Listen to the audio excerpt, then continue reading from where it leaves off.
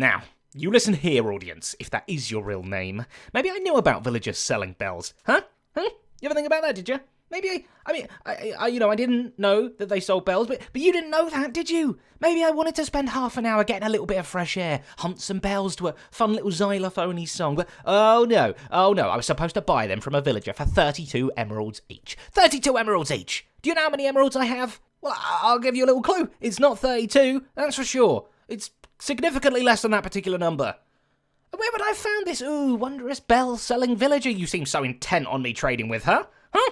A village! That's where there are free bells! Ooh, you audience, you better buy me a box of chocolates or something because I can barely look you in the eye right now.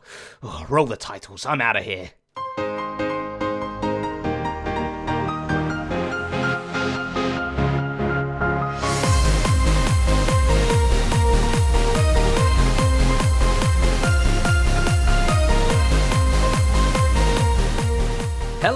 Hello, and welcome back to another episode here on the Hermitcraft server with me, Zedaph. I'm so sorry, I was only joking, I'm not really mad at you, I promise. Please don't go away. No, honestly, it was a bit of a mix-up. I didn't know that villagers sold bells because on the Wikipedia page about bells, it lists Bedrock first, and I just thought, Bedrock. Oh, well, I'm not on that Bedrock version. I didn't scroll down further to read the little bit about Java because, as soon as I hit something on the wiki that isn't relevant to me, I just switch off, and that was the problem. But, quite honestly, they are very, very expensive, and I think it would have been a lot quicker to just do what I did anyway. It literally did take me about 20-30 minutes to run around to all those villages and pick up those bells that I needed. And it would have taken me significantly longer than that to get the emeralds, trade them, make the deals cheap, all that kind of stuff anyway. So, never mind, all's well that ends well. Getting on to today's project, we actually have an incredibly interesting redstone contraption to add to the Cave of Contraptions. I'm very excited about it. It's probably the most complicated redstone I've ever had to think of and do. It's taking me literally days of redstone crafting to get this. I had to bust out a spreadsheet. And you know it's serious when the spreadsheets come out. But don't worry, I'll make it nice and simple for you. I've done the hard work for you. In fact, all of you will probably just be like, yeah, Zedaph, that's totally easy. Why were you even confused? So, I don't know. But anyway, it came down to the fact that last episode, we said this. Apparently, it's not nighttime. Who knows? When you live in a cave, you don't know what kind of time of day it is. I need a clock, don't I? That's what I need. So, boom, there we go. Big, heavy redstone done. This took me days. We have a clock. And then, you know what? This didn't stick right with me. I built it. I was like, no, we can do better than this. The idea kept going round and round in my brain. It was evolving over time. Maybe, I don't know, maybe it wasn't that long. I didn't have a clock, so I couldn't really tell. But I just thought, we can do better than this. Why make a teeny tiny little item clock when we have an entire cave we could turn into a clock itself? So today, we are rebuilding the very sun and moon themselves in Minecraft in our cave. Maybe not the moon. We might not have time for that. I don't know. Depends how long it takes. It's going to be quite a big challenge to rebuild the entire sun. So give me a break, all right? But we're going to get on with it immediately. Let's take a little look about some sun science. So the sun rises in the east, it goes all the way up over your head, all the way around, and sets back down in the west. The moon follows a similar kind of pattern, and it's pretty much in the same spot. Wherever you move, if I move this way, the sun is staying with me. It doesn't actually move around depending on where you are. Also, if you go up and down as well, the sun's path is always the same relative to you, which is quite nice, okay? So instead of having this east to west kind of arc, I just thought, why not replicate the sun's position all the way around the ceiling and walls of our cave, again, from the east side to the west side.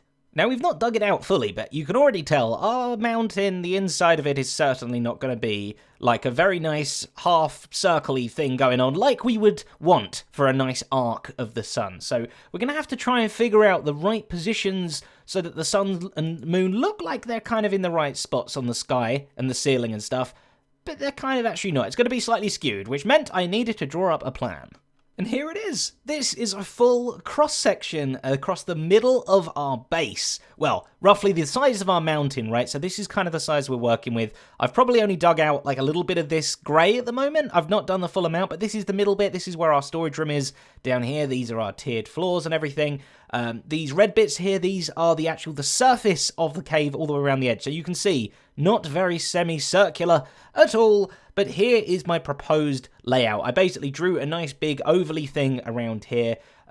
So we're going to have to slightly break the edges of our mountain rule just a little bit, just a touch. But quite honestly, hollowing out the inside of the mountain was lower priority than contraptions. Contraptions always come first. So you can see, obviously, you can forget the bottom bit down here, but this black line is going to be the arc of our sun. This is where it's going to sit on. So then I've, boom, added some suns on. These little orange things are where each sun is going to be.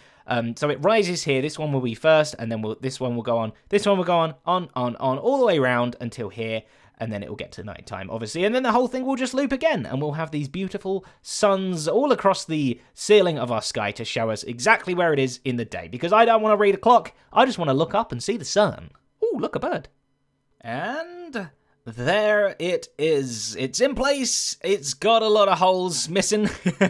But you can see sun, sun, moon, sun, moon, sun, moon, sun, moon, sun, moon, sun, sun. I chose to go suns on the two edge bits here just because, you know, sunrise and sunset are probably the most important times you need to know about, so you know whether it's safe to go out or to sleep or whatever. And then, obviously, we've just alternated some moons in between there as well, which, like I say, we'll probably get onto another day, but the suns are the ones we're really looking at.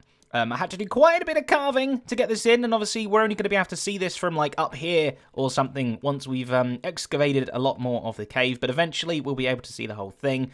Just goes to show just how big this cave is actually going to be from the floor to the ceiling. It's going to be huge, but anyway, so what we need to do now, we can only obviously have one sun or moon showing at a time because, you know, there's only one sun. Just, you know, a little side note there in case you didn't realise. I know not all of you might not be super up on your science facts, but I hope all of you know that there is only one sun in the world. And basically, that means the rest of them are going to need to be covered somehow. So I was originally thinking of doing some kind of block swappery thing like this, right? So this is one of our suns, for instance. I have some sort of like crazy redstone stuff out here that like pulls him all the way, but it's a 3x3. I don't know how to do a block swapper with that. Then I was thinking maybe just like cover it up, but again, it's a 3x3. You basically need to make a 3x3 door on every single one of these. Pretty mad. Then I come up with another idea, which arguably is even more complicated, but bear with me. Are you ready? We're going to go through it together. It is here, now, 3, 2, 1, it's a lamp. It's just a lamp. So think about it, right? All of these are pretty much up on the ceiling, right? And look how dark the ceiling is going to get at the minute. And that's fine. No mobs can spawn up there in the air. I mean, bats maybe or something like that. But not anything too dangerous that we're worried about. So why not just put a lamp in the middle of each and every one of these suns? Keep it dark around the outside. Like these lower to the ground ones might be a bit of an issue. But basically, all we need to do is light the lamp up. And that should light that whole sun up. And then turn that lamp off, turn that lamp on. Turn that lamp off, turn that lamp on, and so on, so forth, all the way around. An elegant solution, if I do say so myself, which I just did say so myself because I recorded myself saying it. And to automatically know when to turn those lamps on and off, we are, of course, going to use a daylight detector, which can detect the daylight from morning through to afternoon, which is exactly the time period we need. So this one is currently giving off 0... It's giving off 1, 2, 3, 4, 5, 6, 7, 8, 9... 10, 11, 12, 13, it's given off 12, okay, and the sun is round about there, excellent, so pretty much early morning it starts off as 0, it rises to 15 until it gets to about there, midday goes through 15, and then from about here in the sky it goes back down from 15 back down to 0 again when it finally disappears. So I've got a little time lapse showing exactly the sun position and the daylight detecting output. And you can see, like, early morning there, it rises as the sun goes up. As it gets to nearly midday, it's the full 15. We just go over the top, and then it starts creeping all the way back down again from 15 back down to 1. So it all seems nice and easy, right? Well, you're wrong. No, you're an idiot. Sorry. Now, you might think that was actually quite simple, but really, in reality, you got to think about it this way, that when the sun's about here and it's only like 3 signal strength long in the morning, it's also going to be the same 3 signal long about there at the end of night as well. So it's just like a mirrored thing. So how do you know whether we're talking about 3 signal strength morning or 3 signal strength evening? That is the real tricky bit. So tricky, in fact, that I genuinely don't even understand how the thing behind me works. I made it, I truly did. I just don't know how. This is probably about the 20th prototype that I've made, and I just kind of kept doing things until eventually it gave me what I wanted. So pretty much what we're looking for, right? Like this hopper here isn't going to replace our daylight detector, so as the day goes on, this line is going to grow here, right? We're all on board for that. This is at signal strength 2. This is going to trigger at signal strength 1, 2, 3, 4, 5. So 2 and 5, between signal strength 2 and 5, we want the particular lamp here, the sun, to come on, right? But if it's above that, we don't, and if it's dropping back down, we don't want it to work either. So I've got a couple of droppers that face into each other here. There's an item in this one, there's an item in this one, and they just go back and forth. This first one here is triggered by the shorter length. This one is triggered by the big length. The bigger one affects the shorter one, and there's also like a little reset-y system here. Like I say, I don't truly understand what it's doing, but we can kind of watch it in action, right? So we're going to throw a boat in here. We're going to make the day begin. So it's currently dark, no light at all, but hey, look, the sun goes on a little bit. Look, we're signal strength 3. We're on this one now. The lamp comes on, but we haven't yet reached this one. So yeah, the lamp just stays on. That's because this item has got into this dropper here. But when we're going to go beyond that in a minute, it's going to make the item go from here to here, which is going to make this signal go on, which is going to push the item from this one back into this one, turning the lamp off. Okay, so we can see that in action too. Boom, signal strength grew, and the lamp went off because we're above our desired range now. The next sun over here is going to have come on, right? We're above this particular sun. This is just the early morning one, so we're in the lunchtime now. In the lunchtime, and now we're going back again. It's going to start decreasing from 15 back down to 1. So like even if I put more in, nothing happens. That power would have just kept going on. So we take that one out. We're going to take the next one out. Boom. This one goes off. But nothing happens yet because we're late in the evening and this was the early morning sun, remember? This one goes off and it's not come back on. But the beauty of it is everything has reset. So this truly knows to only come on when the redstone line is growing, not when it is shrinking. And there's a little variation that we can do to this with some redstone torches and stuff that basically allows us to do exactly the same but only activate the lamp when it is shrinking and not when it's growing. So this will be our morning contraption. Then we'll have one for midday, and then we'll have a very similar contraption to this behind every sun that is actually for the evening, for when the sun is beginning to go down and set. I wish I actually understood how redstone and logic and stuff work so I could explain this better.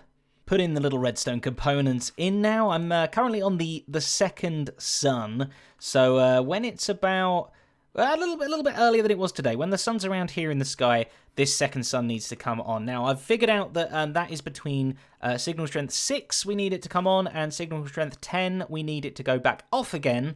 So to help with that down here, I'm actually going to use the power of subtracting comparators. Haha. So this is our daylight detector. Obviously, this is going to output signal.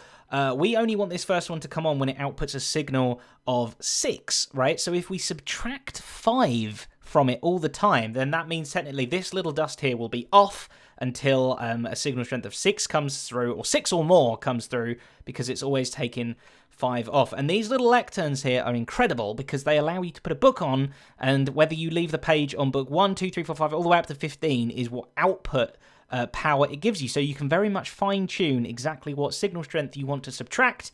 So we've got one subtracting 5 here, so that the signal strength of 6 goes through, and this one is a signal strength of 10. We want it to go off, which means we've already got blah, blah, blah, blah, blah. Basically, we have a signal strength of 4 here to subtract, because we've already subtracted some. It's all very confusing. Truly don't understand that either, but this little book, I didn't want it to just be like, page 1, page 2, blah. So I thought I'd write a little story, and I want to share that with you now. Who are you, and why have you got a fish on your hip?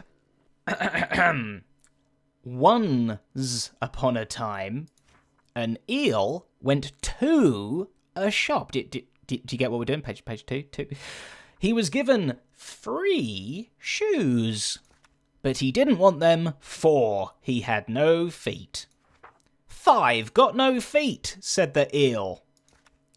Then eat them for dinner. It won't make you 6, said the shopkeeper.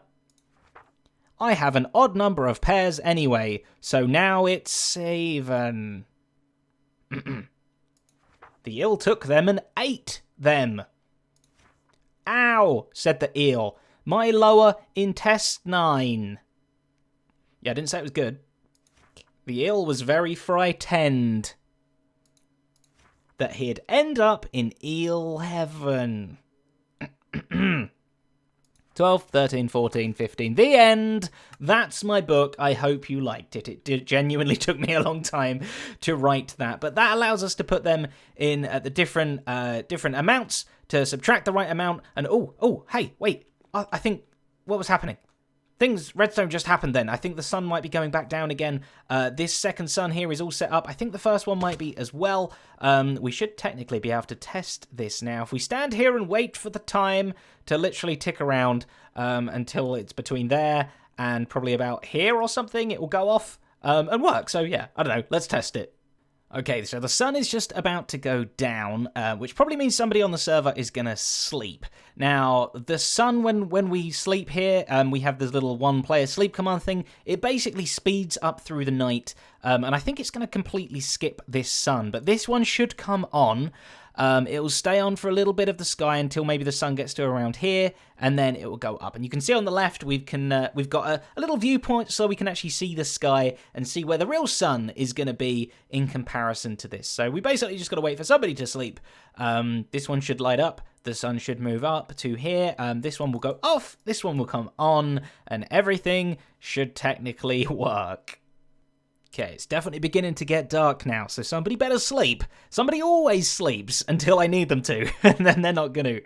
There's the moon approaching over the horizon. Aha! Zombie Cleo went to sleep. The sun's there, everything worked. Okay, this is great. This is great now. The sun's gonna keep rising. It's gonna keep rising, and any second now, the second sun is gonna go off, and the top higher sun's gonna go on, because the sun will have risen that high. So, let's just wait for that to happen.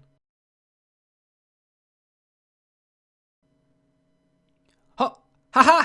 It worked! Do you see that? This sun went off, this sun went on, and it is roughly about that part in the sky. So this one now needs to stay on until the sun's way up there high.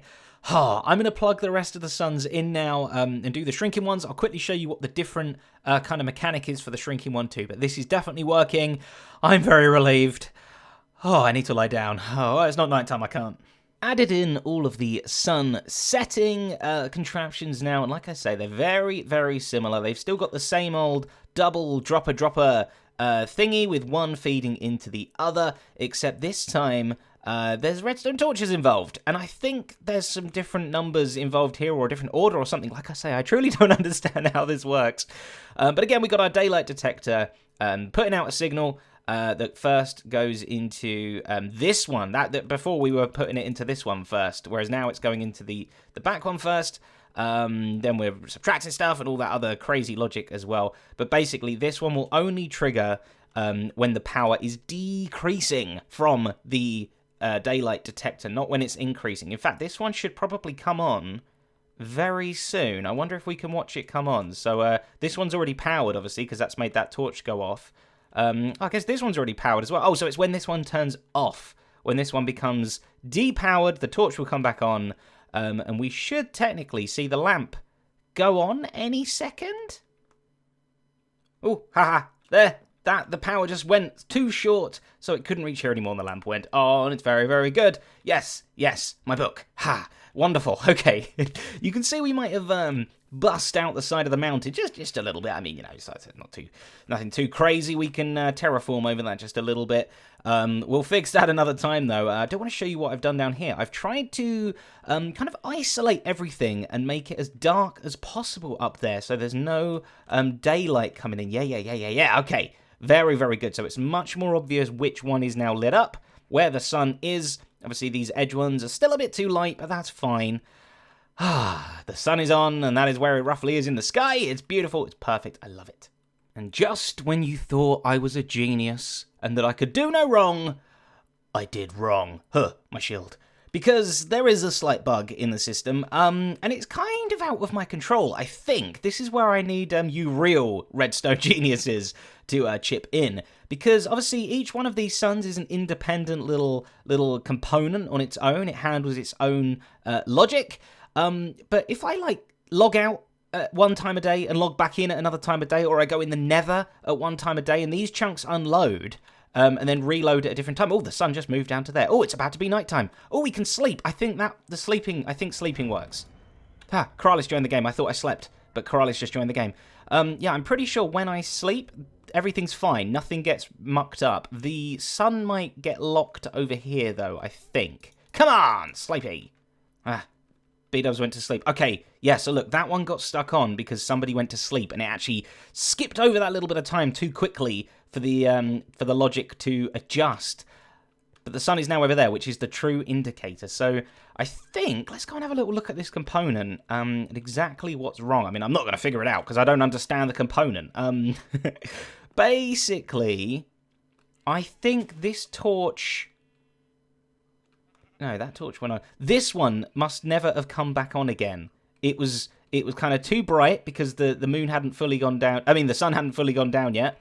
So this one was still on. And then obviously it skipped through the night to morning, and this one was still on, which means this one never got triggered, which means this one never got emptied, which means the light stayed on. So I think all we would have to do is come in here with a button, which I haven't got a button, but if we was to just power this dropper here, boom, that would fix it. Like, having the items in these two droppers here is kind of the default position, right? So we might just have to add one redstone line, just a single line that powers all of these droppers here, and that should technically let us, with a touch of a button, reset every single sun module, and that should fix all the problems, I think.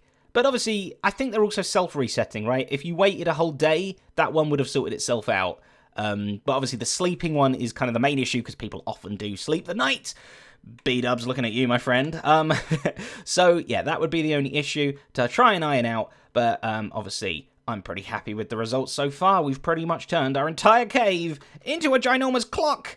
Oh, my goodness me. I hope you enjoyed today's episode. Thank you very, very, very much for watching. Thank you, as always, to my wonderful patrons as well, whose names are all over the screen right now. They make my sunrise happen. That was slightly more weirder than I hoped. Thank you all very much, but until the next episode, a bye.